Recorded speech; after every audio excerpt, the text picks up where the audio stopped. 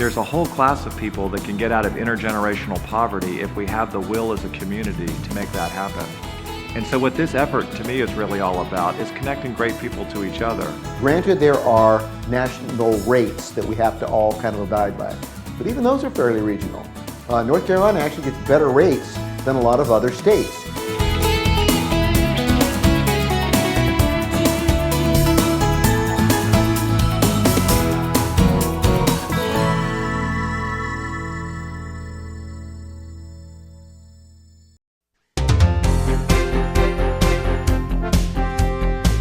There's no such thing as a national real estate market. It's a fabrication of the media. It is city by city, it's regional. If you look at North Carolina, there's always a huge difference between what's happening in Raleigh and here and the Charlotte area. And certainly where you get around the bases, you know, Fayetteville has just dried up. And yet Camp Lejeune is just thriving. So two bases, you think, well, they're equal, Army base, Marine base, yet a huge difference. So it's a regional type of a business, and it's a local business. And so what's happening in landfall is not necessarily what's happening in Raleigh. Granted, there are national rates that we have to all kind of abide by, but even those are fairly regional. North Carolina actually gets better rates than a lot of other states because we're stable. We haven't had that real rapid rise, and we haven't had a fall. Custom home building has really improved. That whole segment of the market suddenly come on during this last 12 months. And you can see that around our area. Take a look at Autumn Hall, Brunswick Forest. River Bluffs is a new and huge segment coming out. Landfall, you can't find any empty lots where a year ago there were empty lots there, but it's all being built on.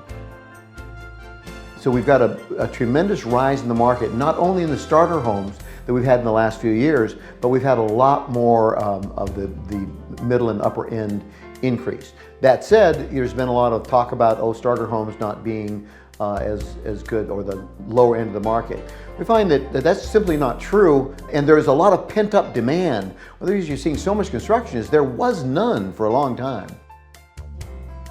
When we had a panel with the home builders, we realized that they had to come up with such a tremendous amount of money to put a spec home on the ground that they had to come up with 50% of purchase price or 70% of cost out of pocket to build. So, but now there's a proliferance of construction perm loans where the borrower gets the construction loan and the permanent financing at once. And Alpha Mortgage has just recently entered that market as well. That has provided for a lot of mid-tier builders, custom home builders, to get back in the marketplace to where they didn't have to put up spec homes, but now those are custom homes. So it's a good market. That said, you can still buy a lot of home in the existing home market. It kind of depends on personal taste. I recommend getting a good buyer's agent and having them show you what's out there. See what appeals to you, because the same home that appeals to one person, they like the brand new, and other people like a neighborhood that's established, and so it's all personal preference. One of the reasons our market has stayed so strong, and it's really improved this year, is because finally the people in the Northeast are able to sell their homes. So the market's gotten good enough for them to get out of their homes, some of them at a loss, and they don't care. They're moving here. People move here for quality of life. This is where you want to live. We have the Atlantic Ocean right here, we have incredible beaches, and the cost to live near the water here is very low compared to almost any place else on the planet. Go to California, go to even Florida, any area you want to name. The coast of North Carolina, what's happening is very predictable because people want to live here, and it's a thriving place to have a business, and the economy is good.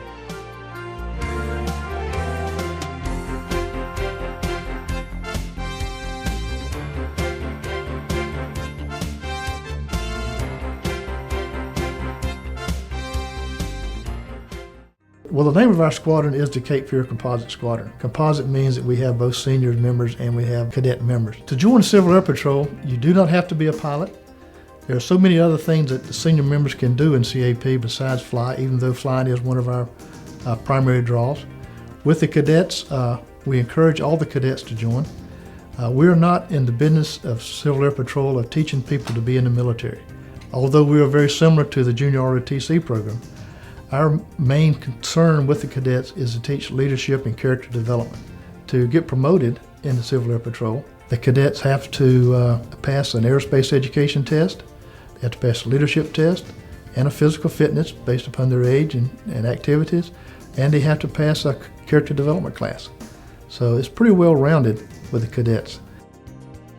In North Carolina, we have 32 units across the state and about 1,500 members, of which about 700 are cadets. The Civil Air Patrol is open to senior members and to all cadets that want to be a member. Cadets can join at 12 years old and stay until they're 20 if they like. Senior members can join at any time. We're looking for active senior members who are interested in helping the cadet program. There's no special qualifications to be a member of Civil Air Patrol. Just have an interest in the program, interest in aviation, and just an interest in making the cadet program work. It's very important that we have a good cadre of senior members in the squadron. Operationally, the seniors are the ones who are really trained in the search and rescue or the points of distribution, and we provide the leadership with the cadets and when we do these type missions. So we try to train up the cadets and the senior members all the same to be prepared whenever they need us.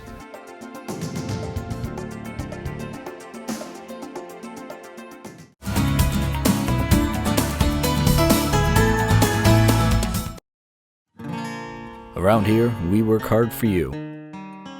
We get started before the sun comes up and work well into the night. We use only the freshest ingredients for our food and our craft beers. At Front Street Brewery, we're passionate about our work and what we serve. For nearly 20 years, we've been proud to call Wilmington home. So from our family to yours, thanks for coming in. Front Street Brewery, serving you since 1995. Look through the eyes of the past and see the future as history comes to life.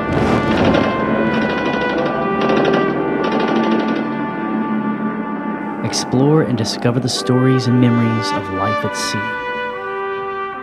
Chief, losing main steam pressure.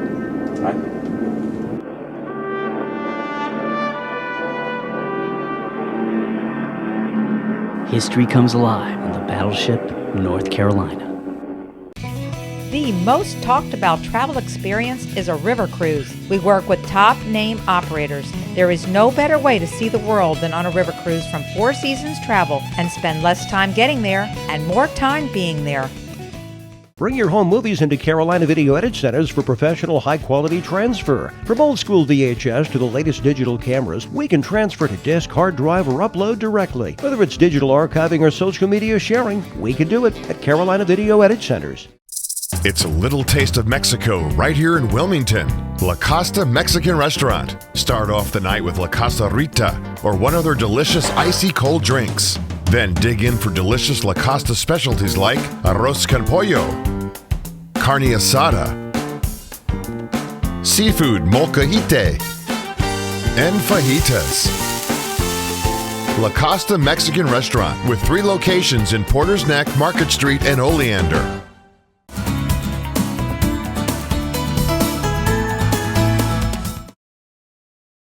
The Historic Wilmington Foundation was created 48 years ago to help protect and to educate. This is a city that I think people recognize for its wonderful historic qualities. Historic resources that are almost incomparable here without comparison anywhere else. I think we are one of the foremost cities in the southeastern United States and frankly in the United States in terms of our historic resources. We have 7 National Register districts and almost 7,000 buildings on the National Register. The Foundation's mission has always been to protect and preserve the irreplaceable historic resources of Wilmington and the Lower Cape Fear region. We use our plaque program, which I think everybody's used to seeing those wonderful red and black plaques that decorate this city and in fact the county and now have crept across the river into Brunswick County. Those plaques were seen as a visible badge, a visible way to note historic buildings and to call out the qualities of that building from its architecture to its history. And I think that is one of the unique things about our plaque program, that it's not just sterile. It's not describing a building as a bungalow or a revival style built in 1902, but it lists the people who invested their lives into those buildings. And what makes history come alive but the connection to people? Those buildings define this community. Those buildings provide us with a unique character. They provide us with a unique draw. I think everybody recognizes that you come to Wilmington for the quality of life and the beaches, but people time and time again say they come to enjoy the historic downtown, to walk through our historic neighborhoods, to enjoy the Riverwalk, to go to our historic sites. And what reinforces all of that but these vibrant historic districts? Our job was, is, and always will be to see that those resources are protected and are constantly reused and are part of the city's very fabric.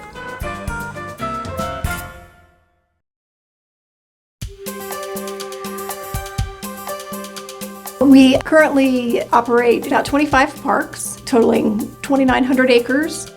We have a diverse park system where we try to really create that sense of community.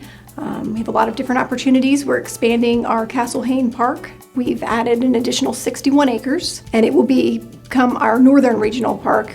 It's in close proximity to I-140, which is excellent for visitors and those who live here in the area. And that will have multi-purpose trails, picnic opportunities there, as well as a baseball field and one of the top 50 courses in the nation, disc golf course, as well as some mountain bike trails. So we're very excited about that.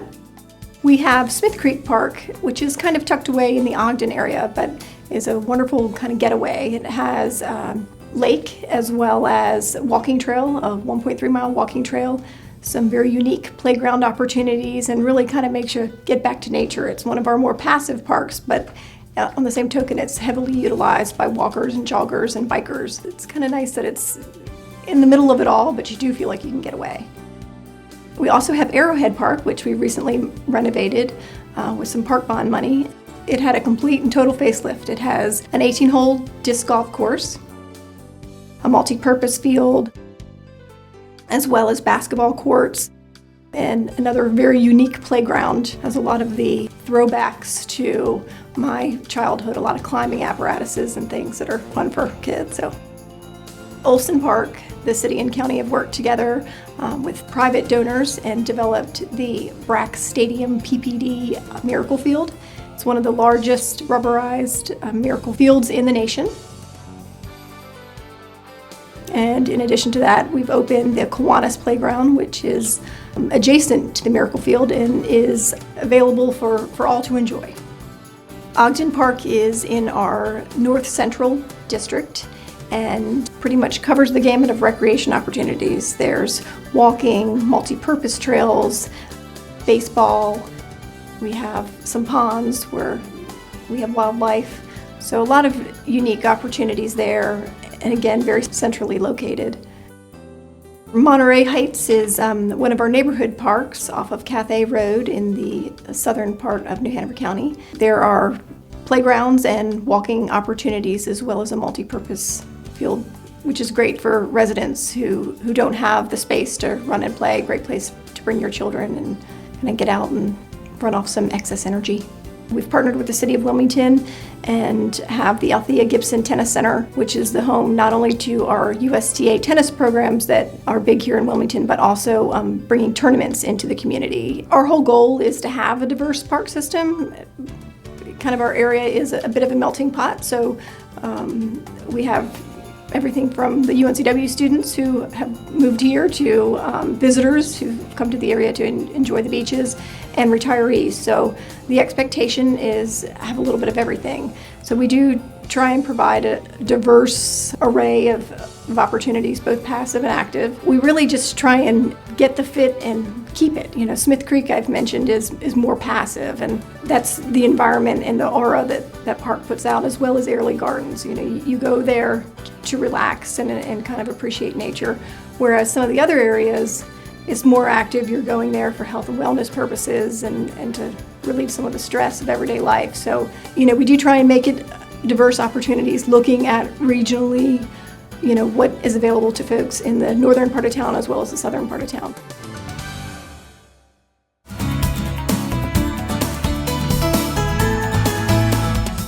Alpha Mortgage. We're the only full-service mortgage banking firm in southeastern North Carolina. From origination through processing, underwriting, funding, closing, we do it all locally. More than 90 professional staff right here in Wilmington. Alpha Mortgage is the leading mortgage lender in southeastern North Carolina. Alpha Mortgage is the lender more real estate agents and builders rely on. We work with your realtor and your builder every step of the way from application to closing. We have the best rates, best service because we are Alpha. Alpha Mortgage. Hieronymus Seafood and Oyster Bar, voted best seafood restaurant in Wilmington by Encore magazine readers. Here is where you can count on the freshest local seafood daily, served with fresh herbs selected from their own garden. Enjoy daily chalkboard drink specials in the cocktail lounge. Choose to eat in the Oyster Bar for freshly steamed oysters or crab legs. Or you can dine family style in the comfortable and spacious dining room. Seasonal catch from local waters is always on the menu at Hieronymus Seafood, where fresh is best. Your passport awaits to 3 of Wilmington's most historic homes. Now for one low admission price, you can visit Bellamy Mansion, the city's grandest antebellum home, Burgwyn Wright House Museum and Gardens, beautifully restored for a step back in history, and Latimer House, representing opulent life in Wilmington before the Civil War. Purchase your passport at any one of the historic home locations and discover 3 great reasons to visit Wilmington's past. Tickets are good for 1 week from the date of purchase.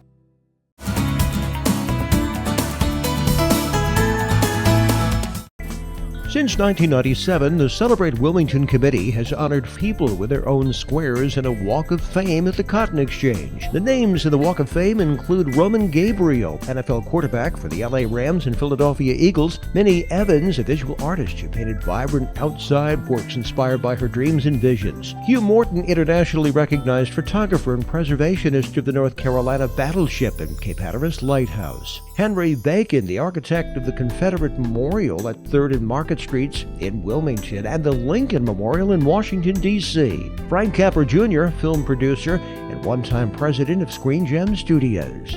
Katrina Jarborough, opera singer who performed in many of the world's great opera houses, including those in Paris, Vienna, Warsaw, Madrid, and Moscow. Robert Murdoch Jr., a journalist and author of Something of Value, Poor No More, and The Honey Badger. Althea Gibson, tennis champ and the first black woman to be voted Female Athlete of the Year by the Associated Press in 1957. Well-known newscaster David Brinkley, one of the first television journalists and a pioneer in broadcast news. Charlie Daniels, Grammy Award-winning country music singer. Percy Heath, who served more than 40 years as a bass player for the Modern Jazz Quintet and served as a Tuskegee Airman. Claude Howell, a well-known local artist, is on the Walk of Fame. He explored coastal themes and started the first art department at Wilmington College, now UNCW. Isaac Granger, International Bank president who served as president and chairman of the Joint Rules Committee of the U.S. Golf Association. Sonny Jurgensen is in the Wilmington Walk of Fame, a Pro Football Hall of Fame quarterback for the Philadelphia Eagles and Washington Redskins. Don Payne, a veteran writer for The Simpsons and feature films including My Super Ex-Girlfriend, and a graduate of New Hanover High School. Meadowlark Lemon, Harlem Globetrotters legend who moved to Wilmington in 1938 when he was about 6 years old. Wilmington's Walk of Fame is located in the center of the parking lot in the Cotton Exchange downtown.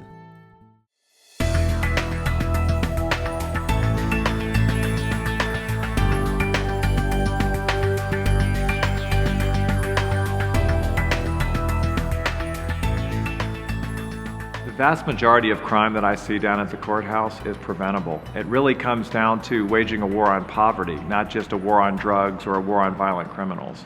There's a whole class of people that can get out of intergenerational poverty if we have the will as a community to make that happen.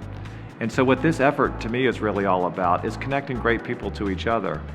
Incredible employers with incredible employees. And that bridge between those two is the United Way, it's the nonprofit partners, it's the people engaged in this Hometown Hires campaign.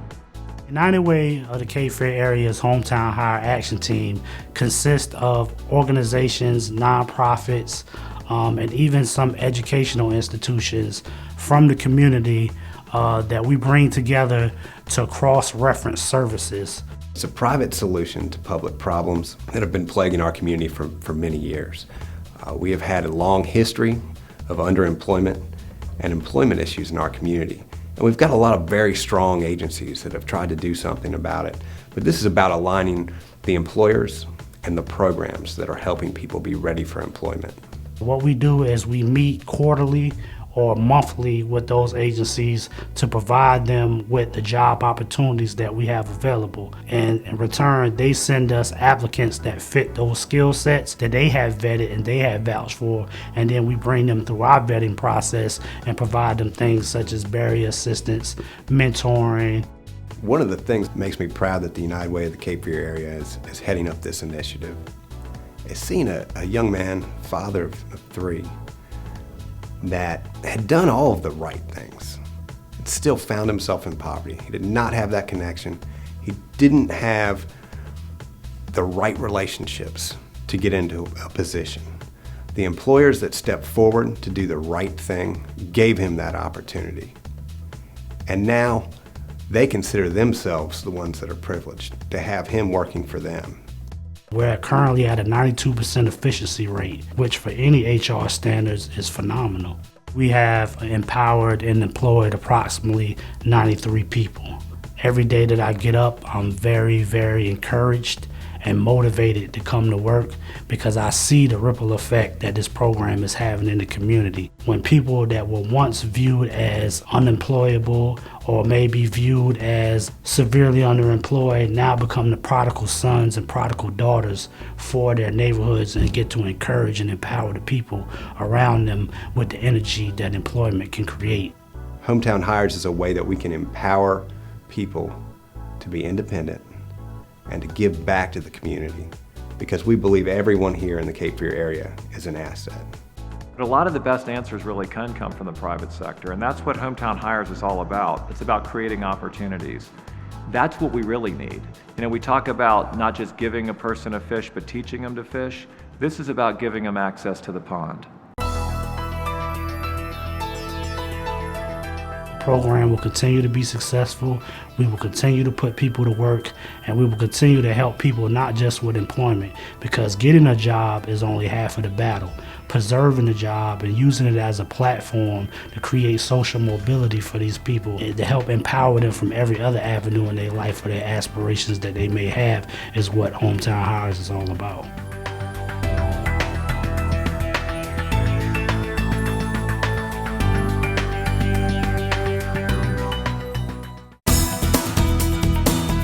Discover more to do and see in Wilmington. See the attractions, events, businesses, and people that make this a great place to live. Keep your eyes on us as we keep our eye on Wilmington. On CBS 10 WILM.